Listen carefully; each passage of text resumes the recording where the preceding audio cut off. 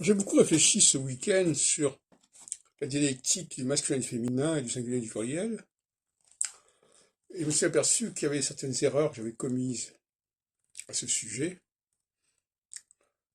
Est-ce qu'on allait plutôt du féminin vers le masculin ou du masculin vers le féminin, par exemple?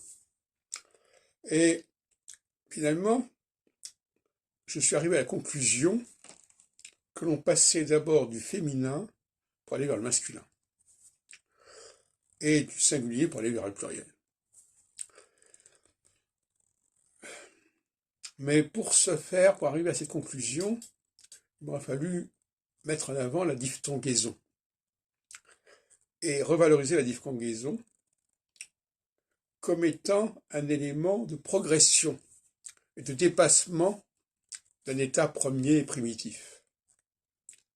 Par exemple, dans grand, grande, il y a d'abord grande, où il n'y a pas la diphtongaison, et ce qu'elle devient grande, où il y a une diphtongaison, grand, pas grande, grand.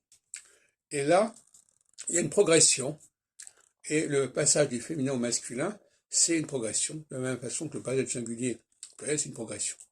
Progression, ça veut dire un prolongement, ça veut dire aller plus loin, ça veut dire aller au-delà.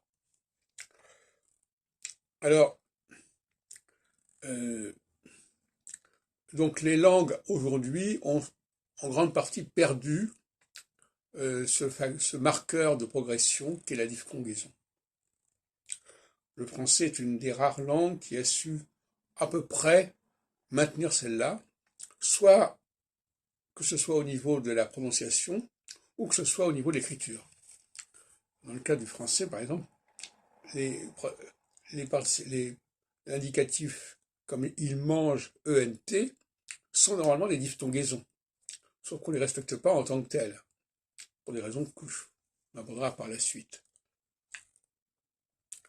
Dans le cas de l'italien, ils ont gardé le non è vero, par exemple, mais ils ne prononcent pas à la française non. Donc ils le prononcent mal. Parce que garder une forme en N, par exemple, eh bien, c'est une chose, mais il faut encore savoir prononcer. Comme l'allemand a Klein et Kleine. Kleine, non, c'est Kleine, et après ça doit devenir Klein, et pas Klein. Vraiment. Donc, ils ont le système, mais ils ne savent pas l'utiliser, ils n'ont pas le bon mode d'emploi. Donc, avoir à la fois les conditions au niveau de l'écrit qui conviennent,